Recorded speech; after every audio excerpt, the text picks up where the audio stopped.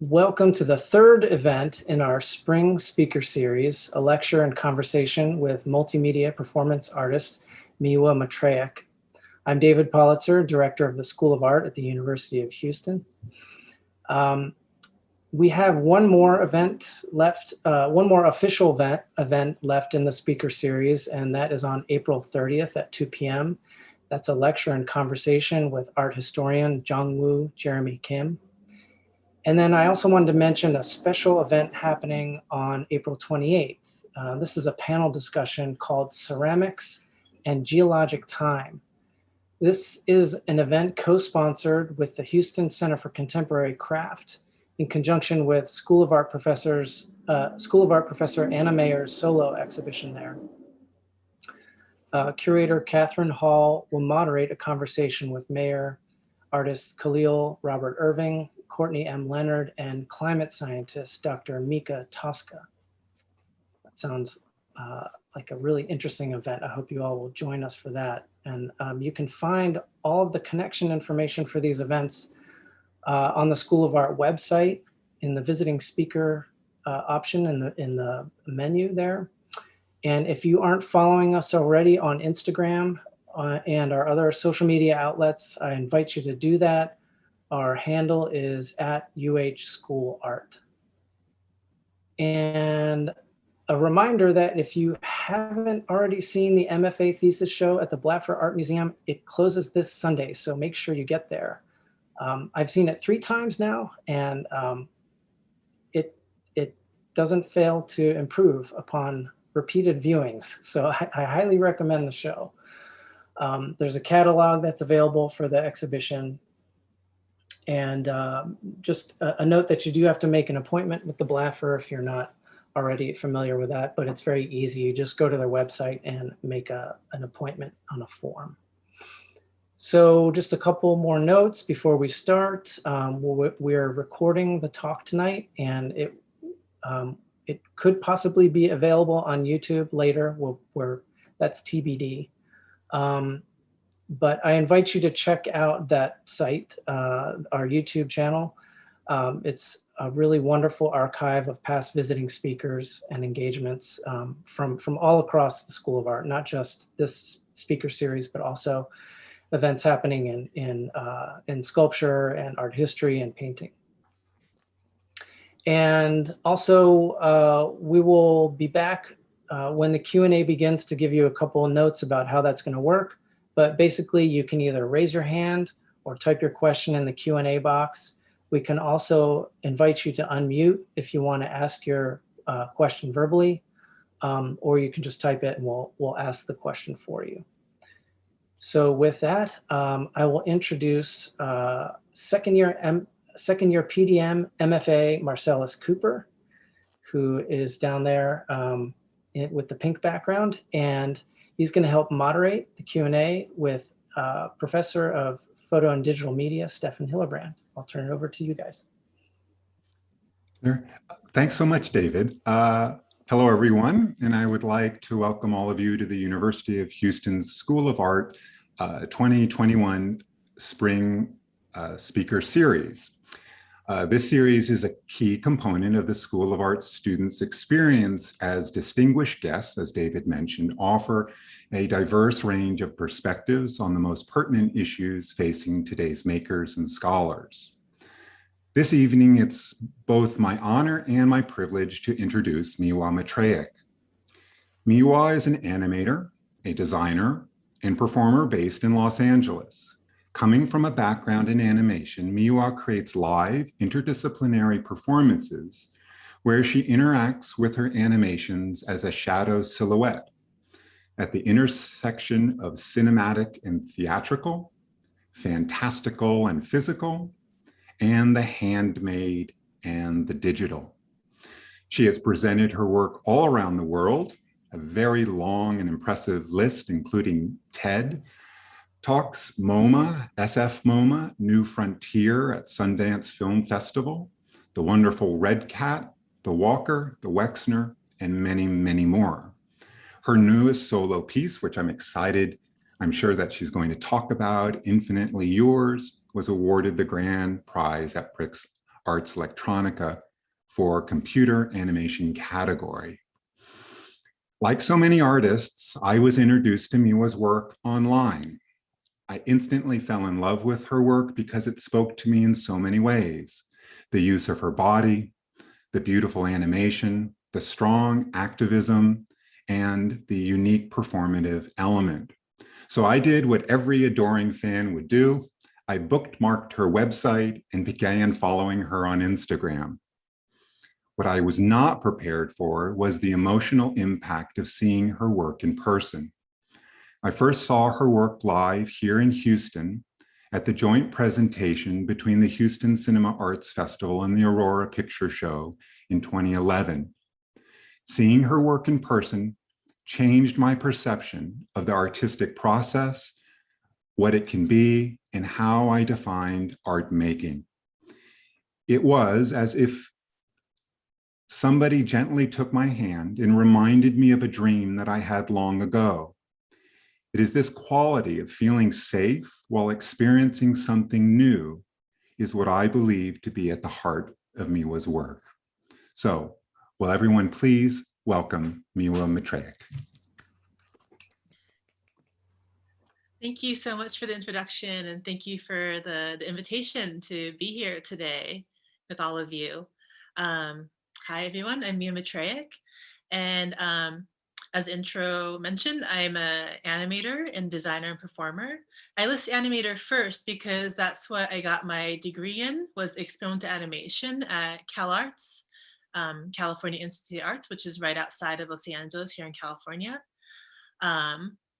But through being in art school for 3 years and kind of, crossing paths with people in theater, puppetry, and music, my practice opened up from being, what I thought I was going to be an animator, making short films, going to festivals, maybe working in the animation industry, to someone who makes these kind of cross-disciplinary pieces that integrate animation and video with live performance and theater.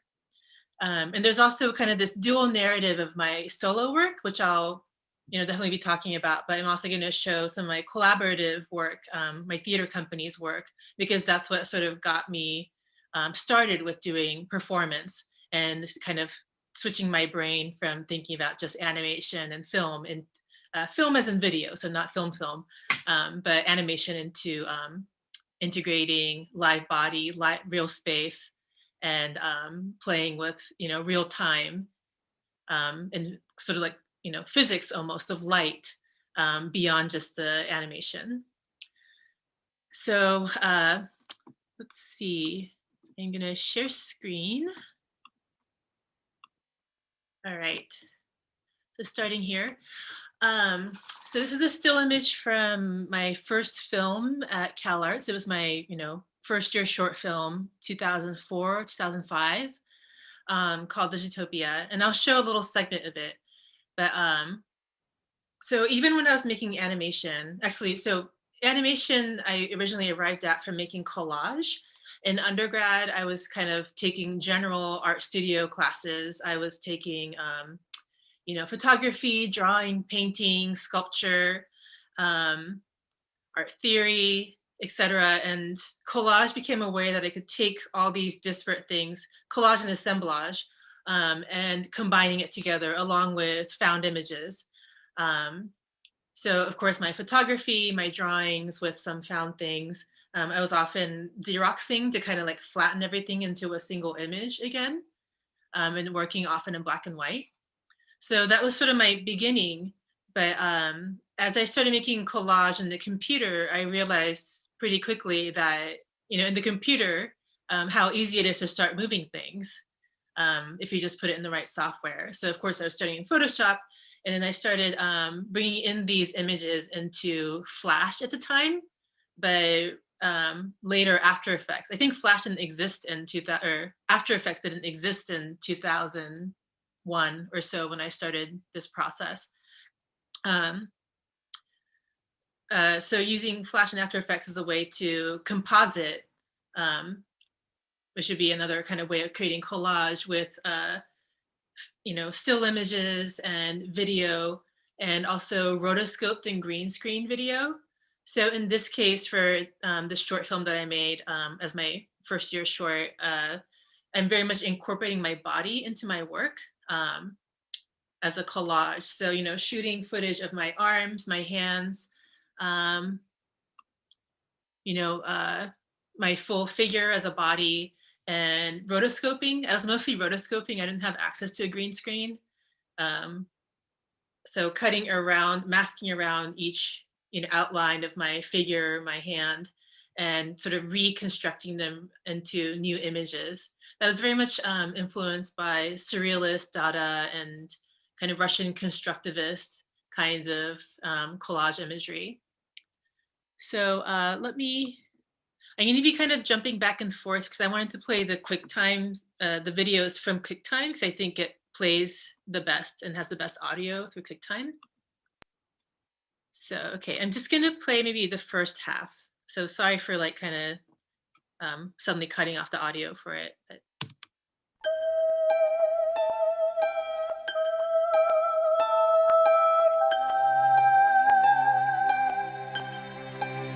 It's a strange day, no colors or shapes, no sound in my head. I forget who I am when I'm with you. There's no reason. There's no sense. I'm not supposed to feel. I forget who I am. I forget.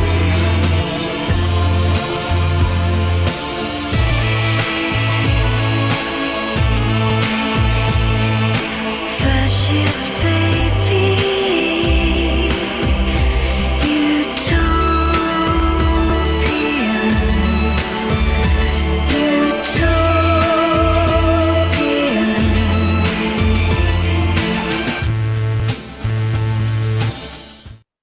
Okay, I'm going to stop that there and go back to, oops, sorry, back to the keynote. So actually, I don't show that video that often because it's so old, but I just wanted to kind of contextualize that as I was, you know, making short films as an animator, that I was always thinking gesturally and performatively by incorporating my body into the work. In this case, as a pre-recorded body of, you know, gestures and performance with my hands, my eyes, you know, my figure.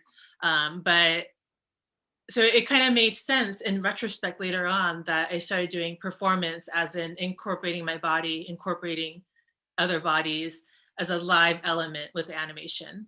So I just wanted to kind of give that background. And I can also kind of show a few images of sort of like, oh, sorry, I wasn't in there. Some other moments of how I integrate my body into it. So for example, you know, the below would be what I shot versus what the image turned into through collage and compositing. And you can see that I'm also often incorporating like kind of my domestic world, you know, things found in the kitchen, eggs. And there's also often a lot of problem solving that I'm trying to do with my body. So I won't show this clip because I show the other one, but there's a moment in this film called Lumerance, this is on my website, where there's sort of like this wormhole that also opens up in space that's kind of conjured by these spinning arms. And as an animator working in After Effects, the way that I tried to figure out doing that was through putting my arm on a box and putting a very tight hairband here and then spinning around the box and then having to rotoscope around each frame of my arm up to this light. and then create kind of fudging it to make it look like a full complete turn of this disembodied arm. If I had been a 3D animator, I did take a Maya class, but I didn't really like the aesthetics of it. So I never continued with it. But you know, there are ways that maybe other people can figure out, like almost like a manual kind of way of like, oh, here's a 3D asset of an arm and rotating it. But for me, I really love this process of kind of needing to problem solve, to figure out the puzzle through my body and through performance, to create the kinds of images that I want. And I think that's kind of a theme throughout my work. So I just wanted to show this as well.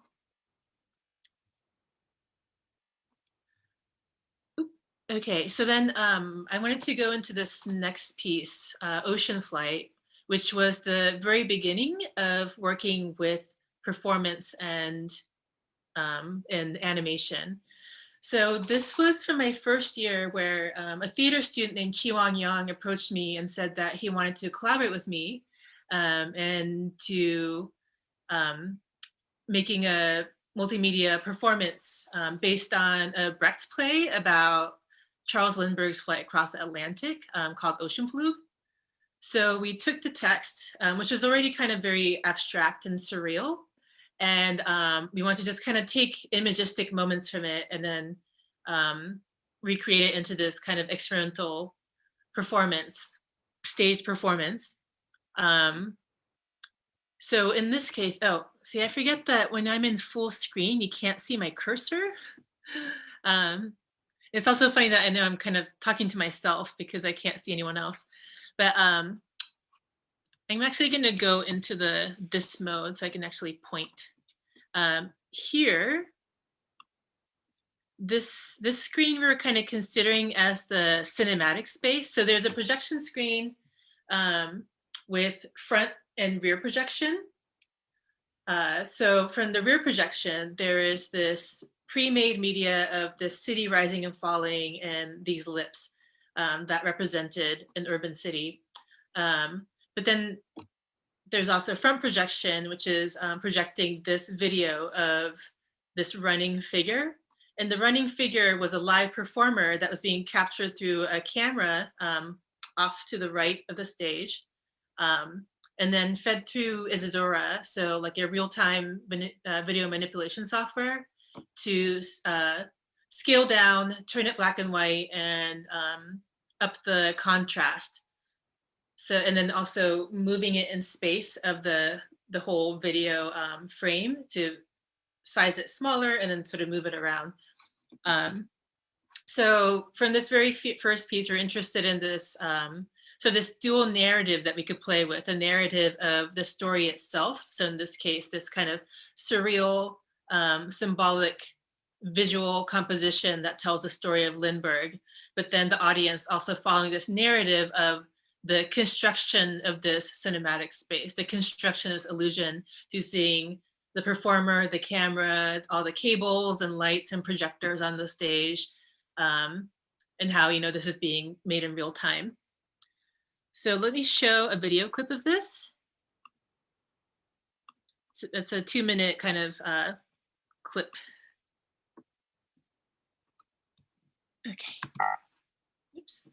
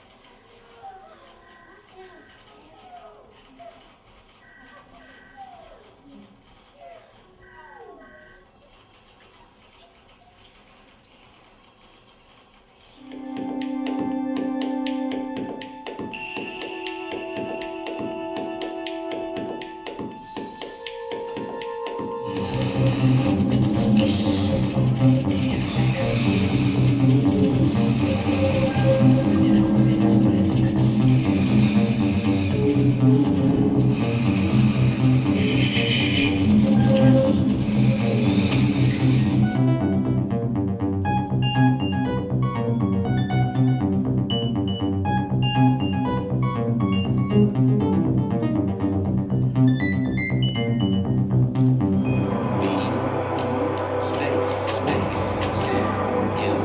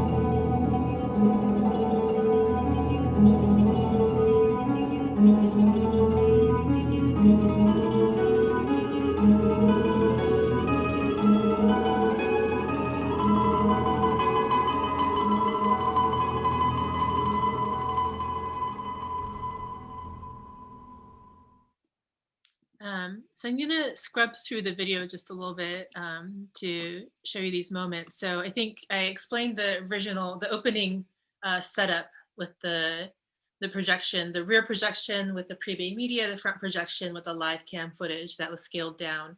The piece had the main performer who was the character of Lindbergh, but there was a second performer who was kind of like a stagehand / video puppeteer, so not quite a character, but a body presence on stage. And from the very first piece, this collaboration, we realized another thing that was important to us was to kind of constantly change the relationship of media and body and space, even in these subtle shifts. So from the first scene into this scene, at this point, the live cam video became full screen instead of the smaller frame.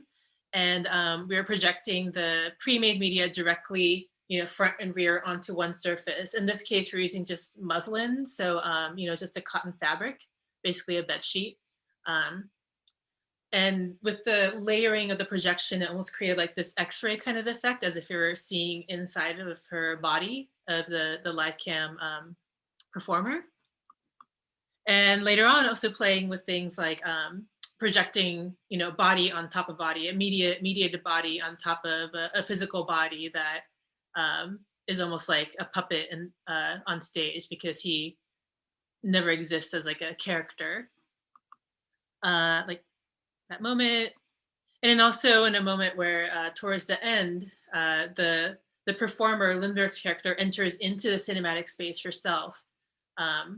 And her body itself becomes transformed with this front projection of these mechanical wings that grow out of her shoulder and onto her arms.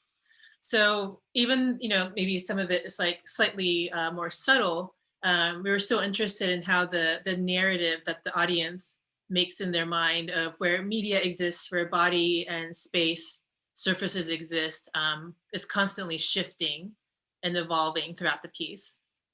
And that's kind of another point that's been a narrative that, like something that we've kind of kept exploring, both with my theater company that came out of this collaboration, as well as my own solo work.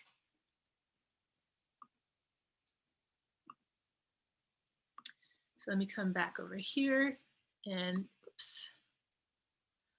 So by the time we graduated,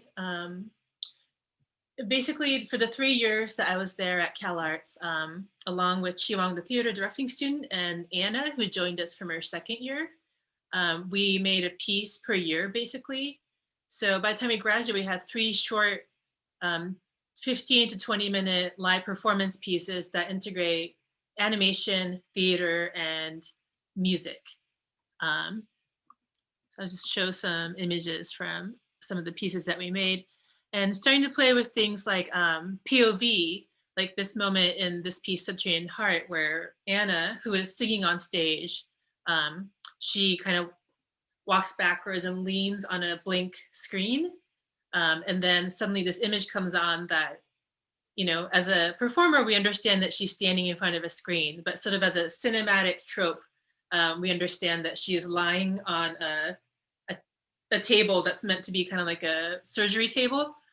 So Chiwang and I shot overhead video of me and him on a blank white table with these objects that were, in gestures of surgery or cutting, like basically the image looks as if we cut Anna's torso open, and then these 2 characters on the other side of the screen are trying to mine this diamond that's inside of her body.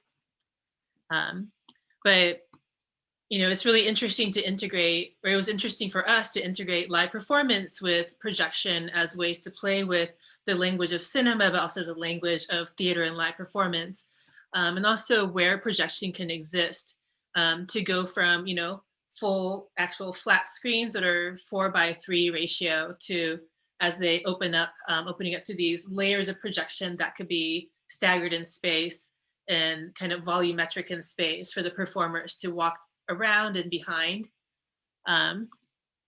This piece would have been 2006, called Subterranean Heart. But just, really using the time that we had at CalArts as the time for experimentation and play, and at this time, really using the resources that we had at school, all the projectors, cameras, the computers that I was making the animations on was mostly stuff on the, on campus, borrowed from school, including rehearsal spaces or classrooms that we were using after hours, where we got permission to move all the chairs and tables to the sides and then just, drag in all our projectors and start experimenting. So play definitely is also another kind of key part of the story of arriving to this kind of work.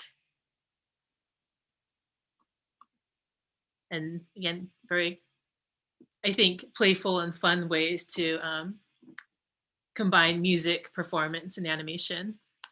I'm actually going to jump ahead from seeing some of the early collaborative work to our most recent piece called Half-Life that we did with the collaboration. And kind of going from a 3-person collaboration into a theater company that brings in more artists to create larger theatrical productions, such as a costume designer, producer, lighting designer, set designer, and video programmer. So video programmer meaning that to do our shows, our larger scale shows, we're using software called QLab so that the videos, the 6 channels of videos could be played cue by cue and triggered so that there's more space for the performers to take their own time and their own rhythm, and the video kind of like follows them, triggered by the cues that, the cues of the stage, rather than the performers just being tied to a timeline that's all rendered ahead and just stuck in a choreography. I mean, there's somewhat stuck in a choreography, but there's a little bit more openness. So I'm going to show a reel of this video, and hopefully the sort of the evolution of the scale shift from kind of these smaller productions into something that are much bigger is clear. Okay.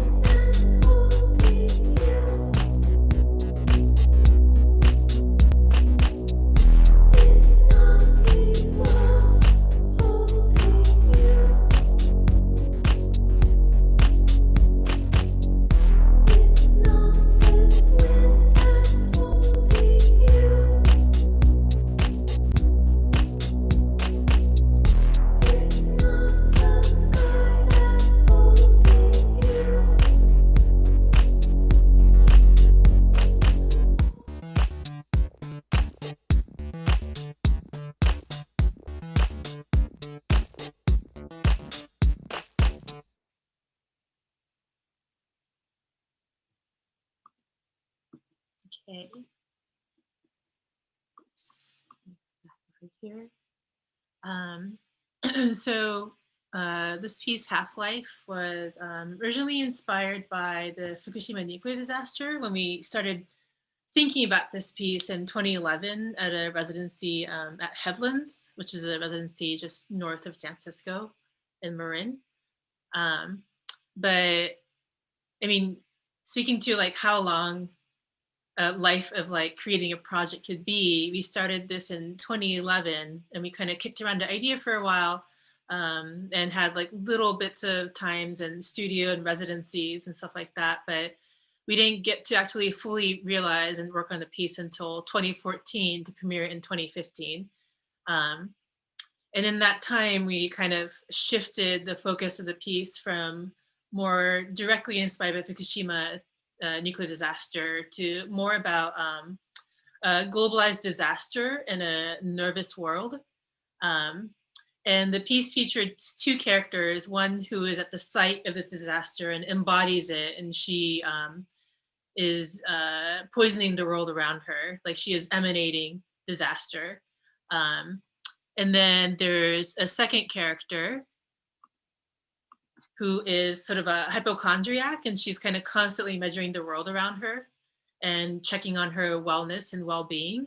And this relationship really came from kind of going back to the Fukushima nuclear disaster, our kind of West Coast nervousness during that time and after, because it's still an unfolding disaster. I remember in 2011 when, you know, the earthquake and the tsunami and the nuclear disaster happened, that on the West Coast especially, there was this nervous energy of, you know, is the radiation coming through the water, the air, is it coming to the fish that we eat? And there being a run on to the Whole Foods for people to buy iodine pills to absorb the radiation if we had, you know, consumed any out of our bodies. So we kind of really consider this piece to be about two characters at opposite ends of the world as this disaster kind of spreads but also dissipates, and how weak or strong is it by the time it reaches this other person, the hypochondriac character. So I want to show a little bit about this piece and maybe also talk about like the collaborative process. I showed you the team that we put together to make the work. And in order to communicate with this team, with the three core collaborators, let me show you a picture. So the three core collaborators are me, Chi-Wang, and Anna. We all went to CalArts together. I studied animation, Chi-Wang studied theater, and Anna was a music composer, performer major. So, you know, that's kind of our trajectory after school as well. But in order to create the work in collaboration, and also for it being an original piece, an original sort of idea, inspiration into an abstracted narrative, we were using a app called Evernote as a place to basically kind of take these mental notes and put in key ideas that we wanted to make sure that it was in the piece, and basically to world build, if people are familiar with that term, that's, you know, used in like the film production and theater production. So just, yeah, collecting references. So it might be, you know, we knew that we wanted to have this destroyed city, this site of destruction. So, you know, we might be collecting just reference images from online and film stills, video stills. And then from there, I would build in the motion graphics industry, this would be called a style frame, or I was calling it a poster image, but basically image to represent each scene and sort of the atmosphere, the feeling, the scale, the environment of this space. So this would be like a collage that I would make to kind of communicate the color quality, to even the costume and sort of the you know, the environment of like the atmosphere, how these particles are flying all around. So from there, eventually, after many iterations, might lead into an image like this. I also want to point out that for this piece, we're using two large rear projection screens. I think they were 12 by 9. So 24 across with the two next to each other. And then also 4 panels with scrim. So these metal frames with a mesh fabric called scrim. So we could project onto it, but you can also see through it. Scrim is kind of almost like the, you know, the screen, the screen on your door, like to keep mosquitoes out. So you can, they're both physical in space, but you can also see through it because it has all the holes. And that's how we're able to create these layers of projection in front of the performer, but also see through depending on the lighting conditions in front and behind the scrim. So that was really fun to play with, to be able to play kind of physically with layers of imagery, layers of light on stage. I also wanted to kind of go through some other iterations of evolution and collaboration. We knew that we wanted a scene where the performer who embodies a disaster is consumed by fish and then kind of regathers into a form again on the other side of the ocean. So, you know, at one point she walks into the ocean. It was really fun to play with these layering of projections to make it look like she was going underwater. So from an image like this, I would make a poster frame again as sort of like just a visual representation to communicate the idea, to try to, in Photoshop, just try to understand what this might look like, might feel like. And in the beginning, we weren't sure if we were going to use scrim. So, you know, I just wanted to speak to the studio process of trial and error, and just, you know, there's no wrong answers and wrong questions to ask kind of space of collaboration and play. So this is a moment where we were just putting large plastic pieces like across the floor, I think just taped onto 2 stools, and using that to project onto plastic as if it was water, and having this real sense of like stepping in and this kind of like moving texture on stage. I guess here we're experimenting with scrim and light, but also projecting directly into the body. What does that look like? And also using live cam and Isadora to integrate real-time video with pre-made images to make it look, you know, create the illusion of underwater, but then having an element of liveness to it. And again, eventually it became about using scrim to create this environment. Here's another kind of like step from concept to the final image. There was also a moment that we wanted in this piece where the hypochondriac character feels as if her body, like, you know, as a hypochondriac, she imagines her body kind of boiling over, and, you know, all these boils and kind of weird, sickly things happening to her body. And we don't know if it's just like a nightmare or if it's real. So it started out with an image like this that I made into just taking these elements and projecting it directly onto Anna's body to see what that looks like. And projecting onto the body. And then later, so our video, this is a scary image that I screen capped, but he was like, oh, I got it. I got this idea, you know, in the middle of the night in the shower. And the technique that we ended up using is like this.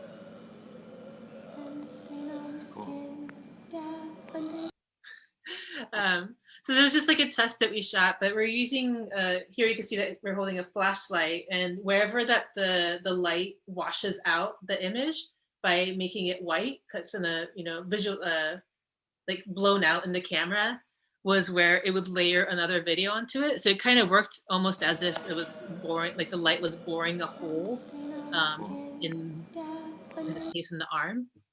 So you're able to use that technique to, on stage, have a live camera and a light.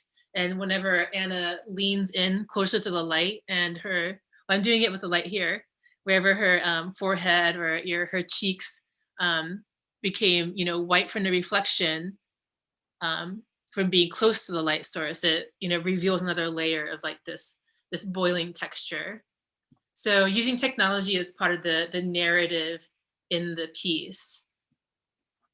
So maybe I'll kind of, oh, and I also wanted to point out, I talked about with Ocean Flight as well, about kind of constantly changing the relationship of media and body and surfaces and space, that for this piece, the piece kind of constantly shifts back and forth and into different configurations of where the projection exists.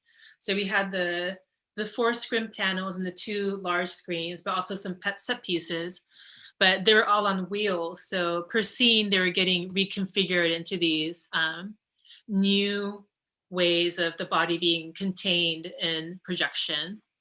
For one of the characters, for the disaster, the character who embodies a disaster, we were often in these kinds of flat configurations. So the projection felt very environmental, panoramic, all-encompassing. But at the same time, we would also shift for the other character to use the scrim.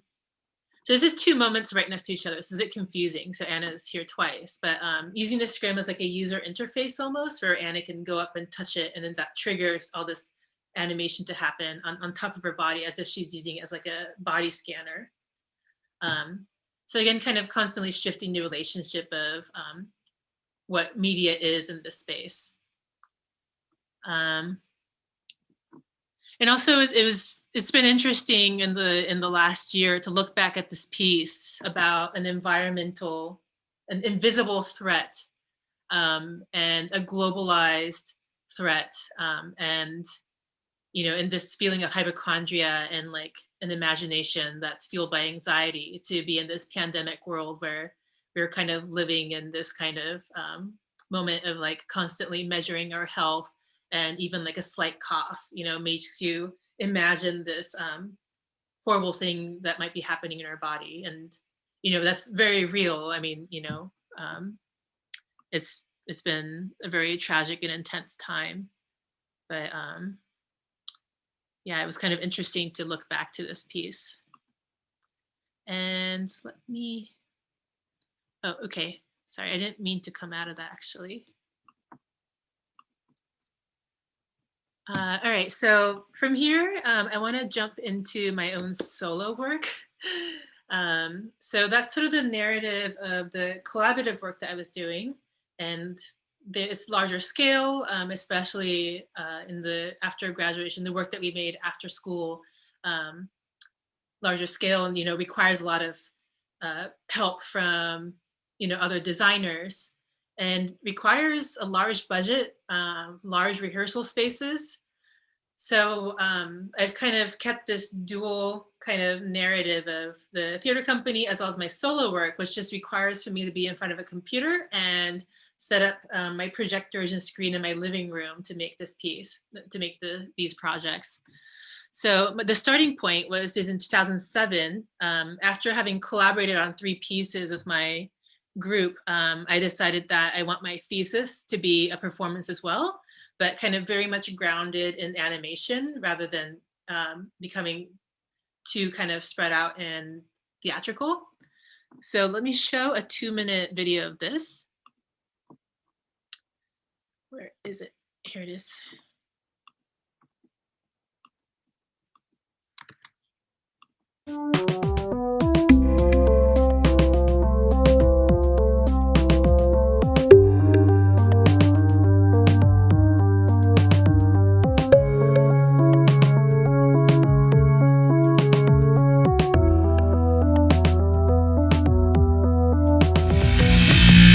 This is the RRN. You've experienced my biological crush. It won't end until you find my triangle. Every angle, spin it around, then push send. This is the RRN. You've experienced my biological crush. It won't end until you village, plunder and pillage, and you find my flesh again. There's no difference between me and you. The light falls on us the same. There's no difference between me and you. You know the sky holds us the same. Stranger than fiction.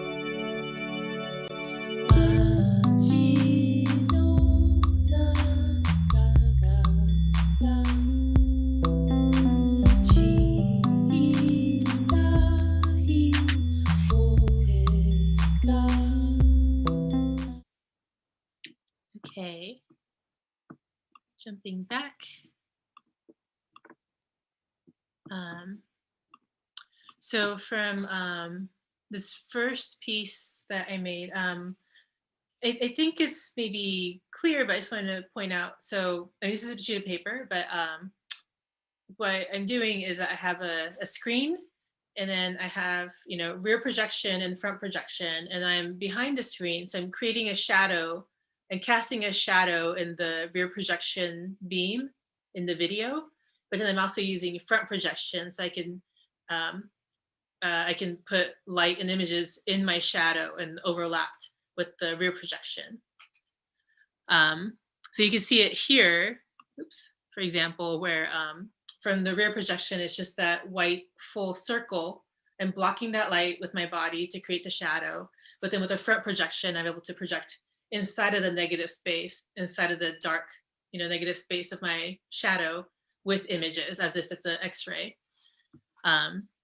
So all of my solo work is basically that very simple concept of front and rear projection, but then trying to push that medium further and further to create hopefully more confusing illusions with it. For this piece, I was definitely interested in the sleight of hand of shadow and of the physical, physical shape of my shadow versus these animation outline silhouettes of the table, the typewriter, and the kitchen stove here, right? So really creating, again, sleight of hand being a magic word, confusion between what is real and what's not, what is ephemeral versus what is tangible and physical. And I do that through these choreographed interactions where I also have some objects like a cutout, a paper cutout of a spoon and a paper cutout of a pie. So I use those to like touch objects or touch surfaces, but then also switch into video. So it becomes confusing when I was holding a pie in my hand, but then I'm able to leave it and walk away because it has switched to a video pie in my shadow. So I just wanted to show sort of like, this is 2007. So the very beginning of my exploration into working with shadow.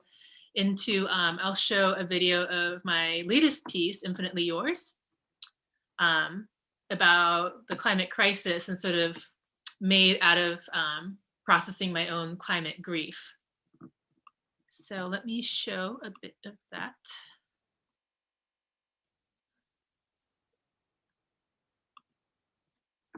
I'm going to show from here, this one. Yeah.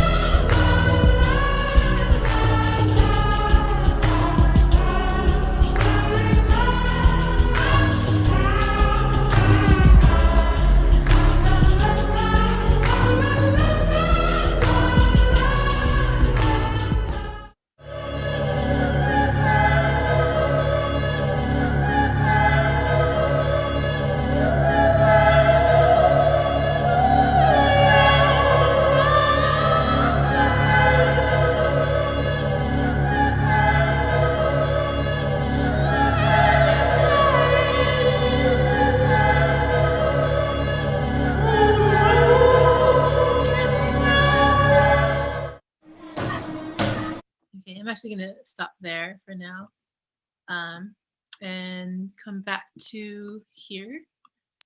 All right, so I talked about how this piece was inspired by my climate anxiety and grief. I started working on this piece and, well, not started working on, but I feel like as artists, a lot of us have a long process of thinking about a project before we are able to work on it or feel ready to work on it. So I started thinking about this piece in 2005 or 6 or so, kind of also because I was still touring my previous work, so I wasn't really in a place of settling down and fully working. But I think also in 2005 or 6, so, 5 years ago, I also start to feel that climate change, which, of course, has been an issue for decades and decades, for a really long time, a lifetime. But in the last 5 or 6 years, it's felt much more present and front of mind and, much more visible in the media, and also more and more undeniable in terms of, myself living in Southern California, the wildfires that happen every summer and fall. And I'm sure in Texas, there are sort of these local manifestations of climate change that, hurricanes, superstorms that feel, and floods that, every year feels more and more undeniable. So from 2006 or so, I started collecting all these news pieces. So these are just like screen caps from the articles themselves. But again, using the app Evernote to catalog all these articles and just kind of, again, world build as in building the world that is the real world of climate change, to basically take mental notes of the kinds of images that I wanted to create in the piece by collecting news items. So, it might be, and also the images that went with the news items. So it might be images like this and thinking, kind of processing through that into imagining these kinds of sketches in context to a figure in shadow. This top left one might be about or not might be about, it was, I was thinking about, fish population collapse and overfishing, and how my shadow representing humanity just coming in and gulping down all these, um, schools of fish, and also all the bycatch that happens. Or on the bottom image, my shadow as somehow the earth, like needing to swallow all the trash that we put into it in a landfill. So we're here on the right side, thinking about death and recycling, and sort of this feeling of hope and being reborn as part of the earth. So these kinds of images, eventually, through collage and animation, eventually in the piece, they look like this. Actually, this is sort of like a few steps back. It was more conceptual, but these are images from the piece itself, integrating my shadow. And also, the concept might shift a little bit, even though it's kind of talking about the same subject in terms of, in here, and you saw it in the clip, my shadow is swimming with the fish and then become entangled in the net. And here, there's actually many moments of trash in the piece Infinitely Yours. Later, there's a part where there's like an earth covered in trash, but also moments like this of my body in a landfill and just overflowing with trash, to the moment that was in the clip of my body drowning in a sea full of plastics and never being able to break the surface debris. It's just kind of this slow kind of drowning and struggling process of becoming buried in plastic.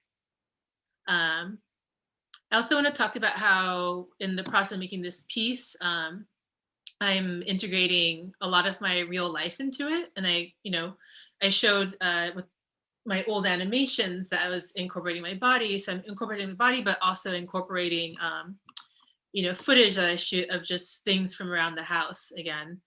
So in this case, like my actual trash that I pulled out of the recycling bin, as well as the moment with the oil field being footage that I had filmed in my smartphone and my iPhone, like many years back on a road trip, and just coming across the oil field and, just kind of being in shock at, oil pumps, oil derricks as far as I can see, and taking photos and shooting video of it.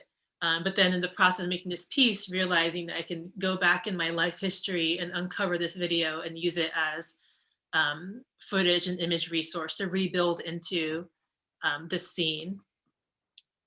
And also often, again, integrating my life into it, both like my kitchen table is featured in almost every piece, and, like my wall. I think you saw like my kitchen and my kettle and stuff in this part of the clip as well. So I just wanted to kind of talk about, how much I try to integrate my own life into it. And I think that's just kind of has to do with the climate anxiety, as well as just the reality of living in real life. Now, so I want to talk about how throughout the piece, something that's interesting for me to be working with shadow is that I can constantly kind of shift the narrative and shift the perspective of who this quote unquote character is in shadow. There's no text in my work, so it's very much open to audience interpretation.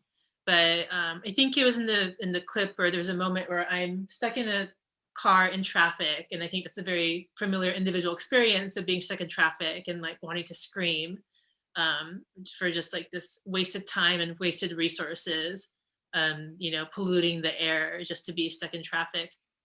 But then at a flip of the imagery, in a kind of like this pan and the zoom, we go into an oil field, and my shadow is suddenly larger than life, and I dig into the ground and pull out oil and I shove it into my mouth. So it's kind of this both like individual experience and a metaphorical society's experience of gas guzzling. And so throughout the piece, my shadow somehow represents something bigger, and something bigger, often in grief. And my shadow representing both the destroyer and the destroyed in the work, kind of constantly shifting from being the one who is violently destroying to the one who is violently knocked down and destroyed and drowning.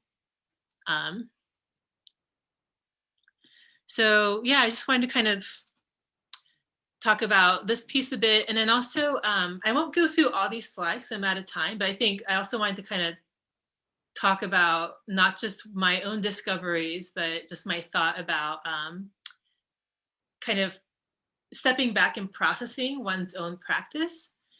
So, and then I know that I'm running late, running over a little bit, so I'll switch over to the Q&A part soon. But some of the discoveries that I've made through working with the shadow silhouette in my solo work for over a decade is some of these like very simple concepts of just elevating the mundane and everyday shadow into something new, and the audience seeing shadow in a new way through performance. Also, because it's live performance, that there is a level of engagement, that the audience has an emotional engagement and emotional buy-in into the performance. And also just from the feedback that I've gotten from audience, just how cued in they are to my facial expressions, even reduced to just a silhouette outline of a shape, that because I'm a live person, you know, the audience is constantly trying to read my emotions, and also kind of being taken on an emotional journey, much more so than if I had just made this as a green screen silhouette and it was being shown as a film. I know that's kind of a little bit complex right now because I'm showing it to you as a documentation through a screen rather than being in front of you. But hopefully that concept comes through. Playing with cinematic language and tropes, but then, you know, as a live body.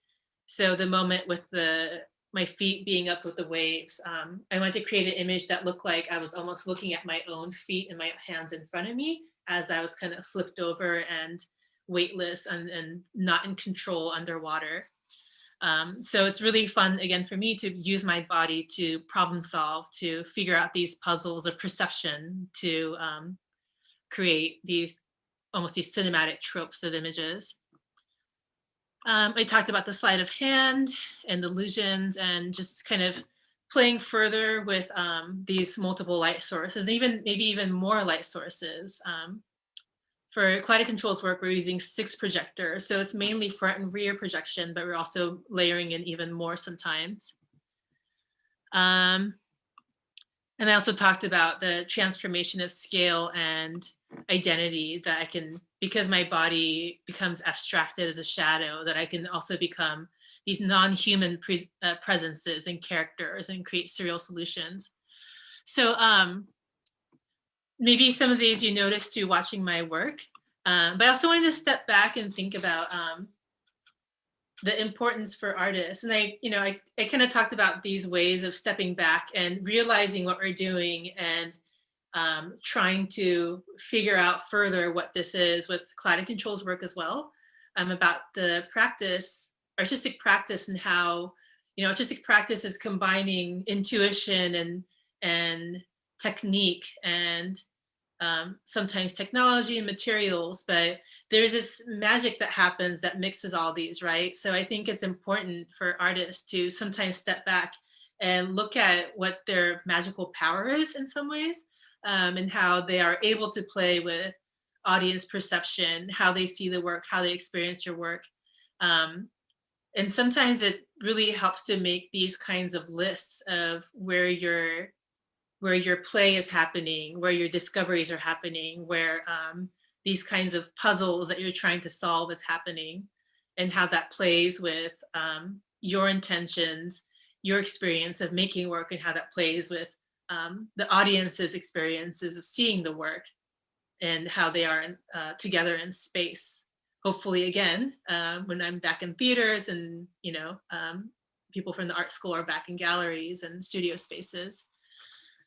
So maybe that's kind of about where I'll end is, for me, that's been an important part of my practice, is kind of step back, and even in these kinds of, I don't want to call them cheesy, but, this kind of like processing of what is it that I'm doing, I think plays an important part in helping to make the new piece as an evolutionary step up from the last piece, the previous pieces that I've made.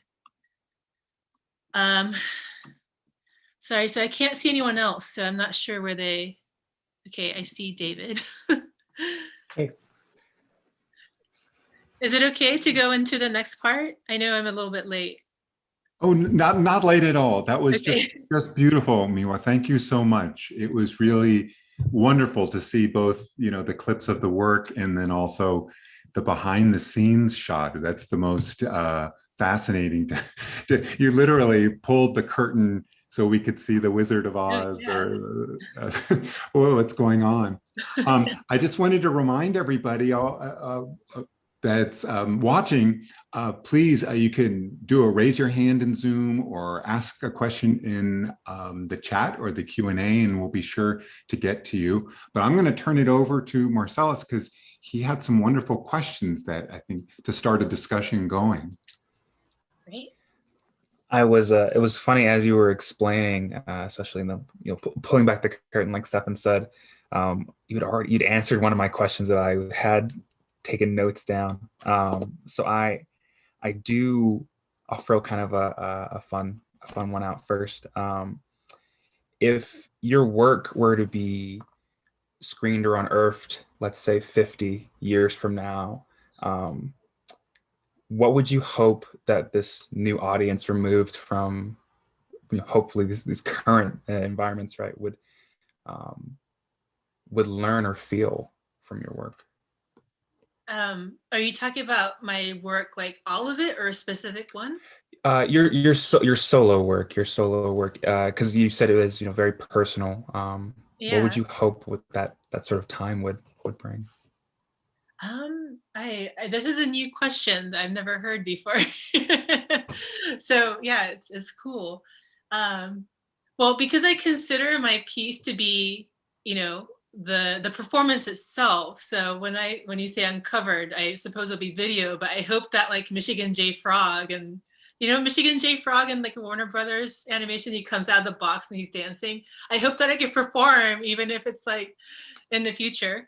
But I would say, so, I am using technology, but in terms of what I'm doing, it's not that, it's not that different. It's not like there's technology in it, but it's very much about like, like the handmade, and it's not that different from like a Magic Lantern show, or for those who know animation history, like what Winsor McKay was doing over 100 years ago from now, where he had these pretend interactions with the animated dinosaur. So I would say what I would want to kind of outlast is a sense of playfulness, and sort of this creative power and transformation that can happen even with like the simplest of tools to like integrating technology. But for example, the beginning of Infinitely Yours starts out with just paper cutouts of trees on a rotating platform that I pull closer to the projector so they fill the screen and also become cinematic, even though they started out like very kind of simple, and very paper and tape and chopstick. So I hope that kind of playful transformation is something that can inspire even 50 years in the future, is maybe my answer. Absolutely. Well, it's wonderful. I feel like it really does feel, when you say the idea of the playfulness, the sort of the simple elements coming together, it really makes me think of, especially them being literal shadows of trees. It does feel like a kind of like a seeds planted. I definitely see that growing forward. Could I ask me what as you talked about playfulness, you talked about grief, a lot with Infinitely Yours, but there was also just this beautiful hope. And I think it came from me. I'd love you to talk about the question about your role as a woman or the feminine, or because here I see this shadow of a mother, and there's these just beautiful moments in the piece where, a kind of a touchingness, I see a reassurance or a hope in that dialogue of grief. Is that something that you think about? I mean, for Infinitely Yours, I was really going for grief and sorrow. But my previous work does have a lot more of this kind of tenderness. And I think this piece does too, ultimately. I didn't show the ending section of it where I felt kind of emotionally responsible for the audience, that I'm taking on this emotional journey to end with somewhere that felt somewhat hopeful, but also kind of melancholic about rebirth, and that the earth will survive after us, even though it might be a changed world, and that nature is strong. So that's kind of where the piece ends, which I didn't show. But yes, I mean, you know, if you notice in the clip, I was pregnant. So that was definitely something that I was thinking about in the process of making the piece, and then the early performing of it when I was just starting to become pregnant. And I think that's something that all of us struggle with as we think about climate crisis, about the next generation and the world that we're leaving for them. And now that I have had the baby last October, and hopefully get to perform it more, something that gives me hope is the conversation that I'm able to have with audiences after the piece. And hopefully kind of the piece being sort of an exorcism of this grief and anxiety, and kind of digging into, you know, maybe these layers that of emotion that maybe we don't confront on the everyday because it's too much. And through imagery, kind of exorcise those emotions, and then arriving to a place of coming together in conversation, and hopefully some hope and positivity too. Or at least I feel that way after performing, after talking about it, and kind of being in a shared conversation. But yeah, as someone who works with media and technology, and kind of traversing in that space of sort of like new media, it is important for me as a woman to kind of infuse this kind of digital performance with tenderness and gentleness in my performance and in my expressions. So it's definitely something I'm thinking about as I perform and make work. Good, thank you. There was a question from it's from Sydney. I'll invite her to unmute and ask her question. Okay, the question was, are you creating the music within your performances, and how do you select sound? And then I have another question too, after what you just said. Are we gonna start seeing a little baby silhouette in the next performances? Yeah, I hope so. I would love to collaborate with my daughter. Yeah, I would love to. I'm kind of, it's percolating. And going back to the music, so for the collaborative work, the music is all made by one of the collaborators, Anna, for the theater company's work. For my solo work, I'm often using music that my friends already have. I have worked with original music that I commissioned for musicians to make, but actually as an animator, it really helps to have the music early on. So I could put it in a timeline and start imagining the arc of the storytelling in images and performance. And even just taking some of the sketches that I showed you and just putting them with the music and timelines, I could start to see, basically an animation is called an animatic, sort of like storyboard in time and music, right? So for Infinitely Yours, the last piece that I showed, the music is all by my friend Morgan Sorn. I'm putting his website in the chat. And so he's a LA musician that I've been friends with for a few years. And because I knew I wanted this piece to be emotionally intense, I approached Morgan because he has very intense music. And he gave me, you know, sort of the permission and blessing to go through his discography and find music that I thought worked for certain scenes. And then he was generous to even kind of edit and adapt some of the music a little bit, like some I needed a bit shortened, take out a middle section and stuff like that. So he was flexible with that. And yeah, it was really helps. It really helped for me to have this this backbone of intensity and growing and rhythm to, you know, edit to and everything like that. to build both the animation and the choreography. And also because Morgan is mainly a solo act, he works with like loop pedals and stuff. For the performance we did at Sundance, the premiere was at Sundance at New Frontiers, he was able to come and perform the music live with my performance. So most of the time when I perform, it's pre-recorded, but it was really wonderful to have this option where he's able to perform with me. So we were able to keep some of the tracks in the recording. So it was like almost like a click track of like the rhythm and metronome and the percussion, but then he was doing vocals and layers of sounds on top as a musician. So yeah, that kind of added another layer of liveness, another layer of you have to be there-ness. I was going to ask about like how you kind of answered this question about how you map out the whole piece and move from beat to beat, because it's not really a narrative per se. There's not really like a traditional story. Mm-hmm. So, but that part you answered part of it with laying down the music as a kind of a backbone. But are there any other things that you do to map out like a meta narrative or strategies that you use to move from beat to beat? Because you like make those really lovely drawings, but then how do you figure out how to transition from, say, the garbage truck drawing to the ocean drawing to the... Yeah. So I wonder, I might have just closed it, but I do have like the animatic I had open in the background. Basically, I would make, like I don't make like a storyboard in like a very polished traditional way, but what I would do, oh, it's gone. Right, never mind. What I would do is just like do very simple sketches onto just like note cards so that I can like place them on a table and look at them and reshuffle them and reconfigure the timing of it.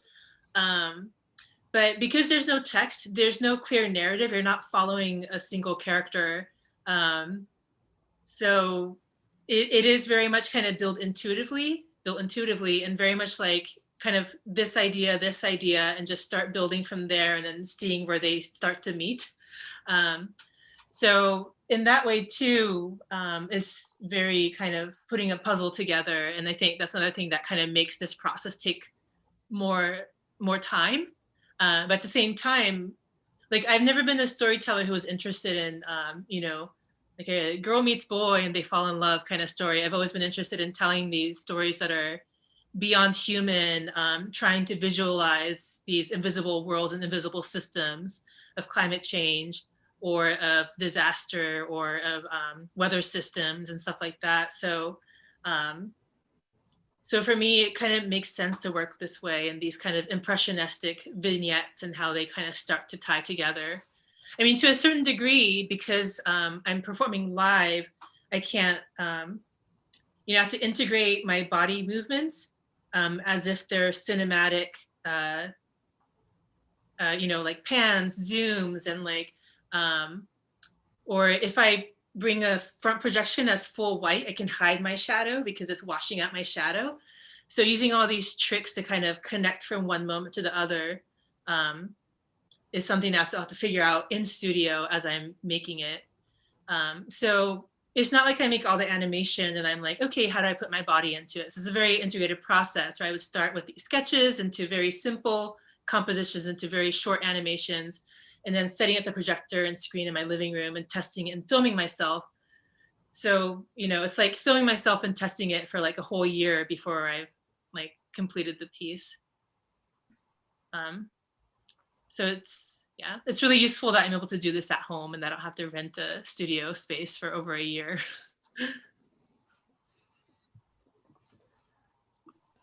I had a question kind of in that along that same vein. Just because your use of space, especially as you were talking about the incorporating the performance in the sort of the amount of the puzzle piece sort of metaphor you used, it really mesmerizing. It makes me think a lot of sort of what you might see in like a German expressionist sort of like something like the sets, the larger than life reality that you create. I was wondering how your view of the world around you sort of has shifted as your approach has evolved? Because I know you mentioned like bringing elements of your own home and like the trash into your work. Has that expanded out into other ways? I mean, I would say that I think this is true of like anyone who's an art practice, that it makes you see the world around you differently. It makes you notice things differently. And also, I think for me, because, you know, I'm working with photos and videos, that I feel like I'm constantly shooting footage of things around me, like a texture of a river or like a light reflecting off of like through trees and then like onto water or whatever. That I'm constantly trying to film these things and figure out how I might integrate it into the next thing or recreate it or yeah, I would say that there's just both looking for inspiration and resources, sources of material in my daily life. And I think that's probably true of anyone who's a photographer who's like has such a keen eye to like notice the world around them, or a portrait painter, or you know, any artist really. Miwa, you said at the beginning of the talk, you used the word puppeteer, which I've never heard. You know, it really took me by surprise because it was with the collaborative work, but it took me by surprise because when I think of puppeteer, I think of somebody who is invisible. They shouldn't be seen, right? They should be behind the scenes. But then you mentioned, like with your work with Morgan and, you know, at Sundance, there is this crazy, unexpected, you know, chance live work as well. Is there a preference? Do you, if you could only do one or the other, I hate to make it just so black and white, but is there a preference for the unexpected live work, or would you like it more, you know, completely predictable, you know, all thought out, if that makes sense? Yeah, I think it's either way. I mean, I think it's you know, maybe like another comparison is between my own work, which, you know, everything is pre-programmed. All the effects are, you know, in the imagery is built in the animation and After Effects. And by the time I've like rehearsed it over and over and, you know, finished the piece, I'm just exporting a QuickTime file, and my show file is a QuickTime file, and I hit the space bar to start and I hit the space bar to end. As opposed to with my theater company, we are using, you know, software to go cue by cue and also built-in interaction. So we're having like an extra person who's running the show, and it allows for more, you know, it's not a locked timeline. It's happening in sections, is happening in these like moments, and you know, the performer can take their breath and take their moment before we go into the next part and stuff like that. So for me, I think it's about control. Like I feel more control to be in this locked timeline. I think as an animator who has control over every frame and every pixel, I want to kind of take that energy of control of what an image, what the composition looks like, even if it's live, into that space by, you know, having it as controlled as possible, as locked in as possible. And with that said, when I perform, you know, there are moments where I've like sneezed during a show, or there was once when I had my face really big for one of the pieces and I drooled. And I was like, oh my God, it's over. People just saw like drool come out of my mouth in shadow. But I think, and I've also had moments where, you know, unfortunately I forgot to plug in my laptop. And it was like a preview show. It wasn't a show like in a theater, but you know, it went and I had to come out and say, I'm so sorry, I have to stop the show and go plug in my computer. And it's interesting that the audience is often quite forgiving, that it's these details of like, almost like these mistakes that really heighten the level of liveness. It is about me losing that control, but I think that because you know, I talked about the dual narrative, the narrative of the cinematic and the narrative of the theater, of the construction, that when the audience is kind of jolted back into like seeing the construction of how this is working again, they're reminded I'm a real person, they're reminded that there's projectors in the screen, that it's actually kind of adds a level level of seeing that's actually interesting for them. That's a wonderful answer. Here, David, we have a Gustav. Should we ask him? There's somebody asking a question. Let's see. Do we answer live? Here, I will invite him. Oh, okay. Oh, cool. Can you guys hear me okay? Yeah. Great. Yeah. So I was just wondering, like, as a performer, especially, you know, just working in these shadows, like, how does that affect you? Like, knowing that your audience or a camera can't fully see your face? Like, how is it different from just performing in front of an audience or camera that can fully see your entire face and all your facial expressions and stuff? That's a great question. So I have no background in performance or theater or dance. Like, I barely have even done yoga. So I feel like as a performer, I'm very much thinking of my body as part of a composition, a visual composition that I've created. And because I'm not a performer, if I was like forced to suddenly be an actor on stage and give a monologue, like, I would freak out because I have no background in that, and that's, you know, like, that would be really scary. But as a shadow, again, I feel control over it.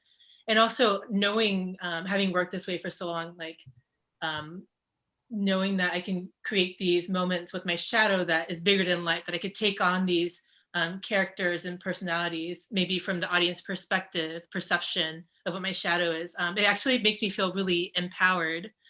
And I'm not sure if this is similar. I know there's a lot of artists out there, some that I spoke to during the studio visits, who integrate themselves into their work and can take on these personas and can become something maybe larger than themselves, and like in the context of the world that they create, that they can step inside of. And I think that's also part of the narrative of seeing my work is both, you know, like, again, the piece itself, but also the narrative that I'm the artist who's made everything, but I also am inside of it. And what does that mean for me and for the audience? So I think I kind of answered your question. I kind of went on a tangent, but I appreciate that question. And yeah, for me, it makes me feel powerful. Or it makes me feel the power of the characters I'm presenting channeled through my body. And I enjoy playing with that. Yeah, that makes perfect sense. Thank you.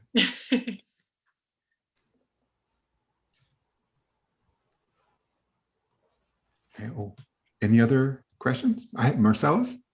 I had, especially when you were saying from your tangent, I'm curious, especially considering just watching the evolution of your work from sort of your early forms of collaboration forward into the solo work in the company, seeing all these mediums mix together and kind of start to join. There's this, I get the sense that there's this kind of symbiotic relationship between them. How, for you, when that all comes together and it's, you know, it's you on the stage, like we've discussed, like the shadows, the lights, the projections, the choreography, what is that experience like for you as you're on stage unfolding the work?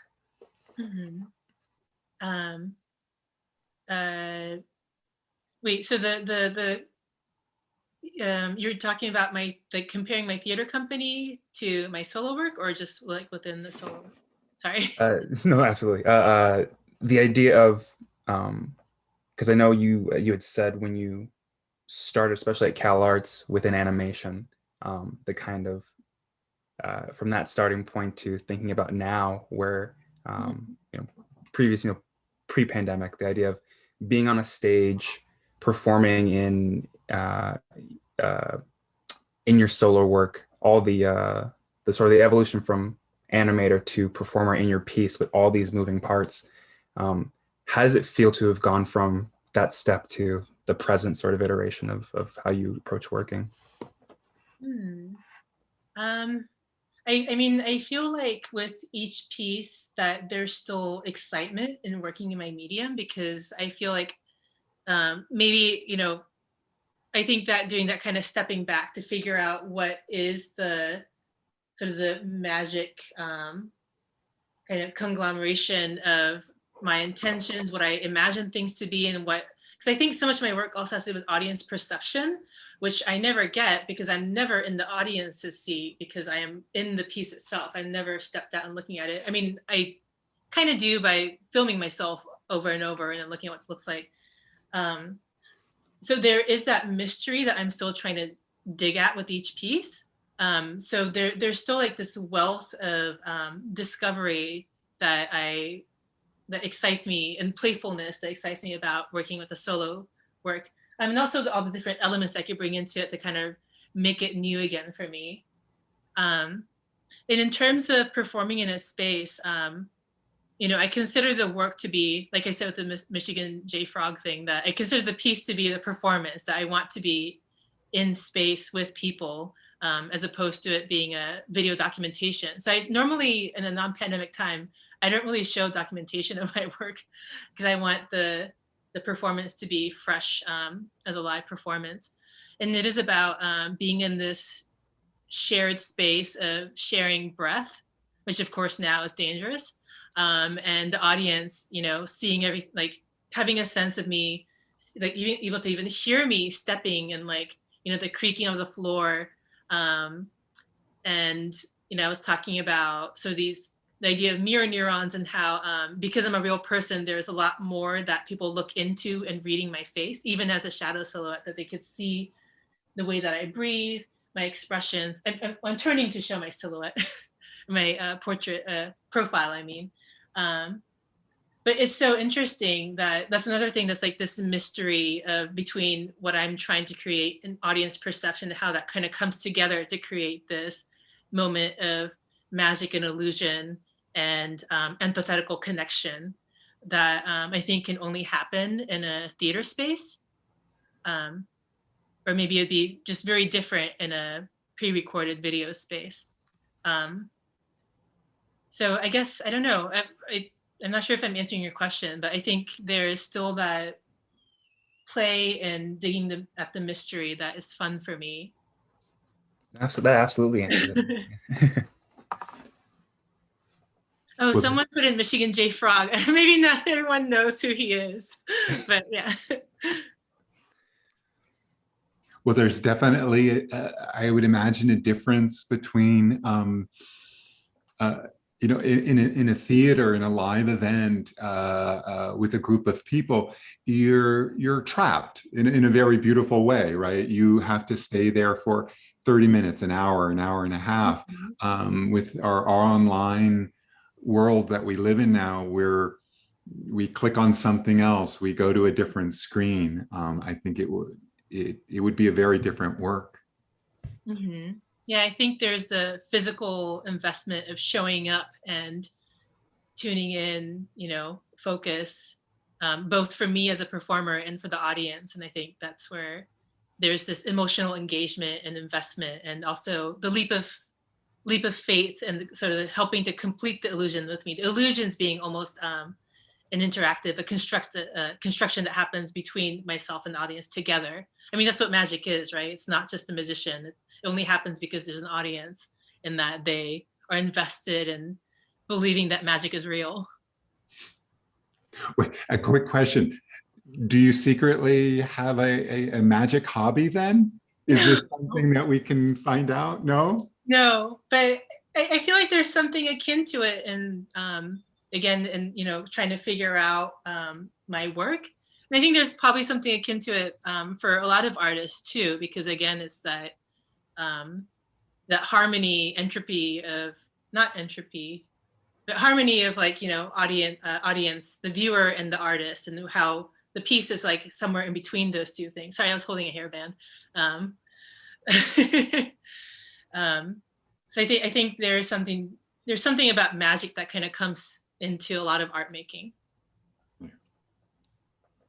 and art seeing. Well, I think we're right on time. So if, right, David and Marcellus, if things are, I don't think we have any more questions, we can wrap it up.